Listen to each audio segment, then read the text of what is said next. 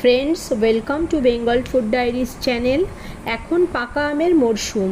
আসুন ঘরে থাকা সামান্য উপকরণ দিয়ে আজ ম্যাঙ্গো কেক বানিয়ে ফেলি।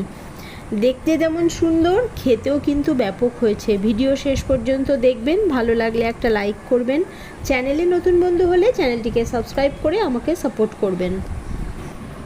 এখানে 1 কেজি আম আছে। এখান থেকে বড় সাইজের একটা আমি আমার লাগবে। 1 কাপ সুজি নিয়ে গ্রাইন্ড করে নেব।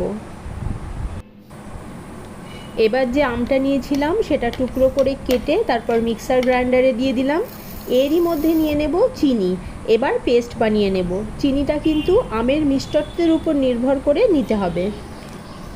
একটা বোলে গ্রাইন্ড করা সুজি ঢেলে ওরই মধ্যে আমের পেস্ট ঢেলে তার মধ্যে সামান্য নুন ও 5 টেবিল স্পুন মতন দুধ দিয়ে ভালোভাবে মিক্স করে 20 মিনিট ঢাকা দিয়ে রাখতে হবে। 20 মিনিট পর সুজি বেশ ফুলে গেছে। এখন ওই ব্যাটারের মধ্যে 1 প্যাকেট ইনো দিয়ে তার উপর 1 টেবিল স্পুন দুধ দিয়ে দেব।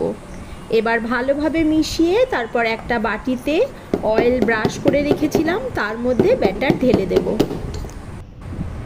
আগে থেকে একটা ডিশে পরিমাণ মতন বালি নিয়ে প্রথমে প্রিহিট করে রেখেছিলাম। তারপর একটা স্ট্যান্ড বসিয়ে ওই ব্যাটারের বাটি বসিয়ে তারপর ঢাকা দিয়ে দেব।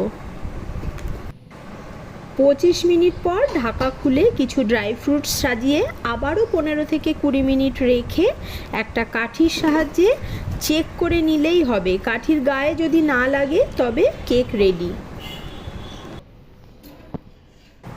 কোনো রকম বেকিং পাউডার, বেকিং সোডা কিংবা ভ্যানিলা এসেন্স ছাড়া এই ম্যাঙ্গো কেক কেমন লেগেছে আমাকে কমেন্ট করে জানাবেন।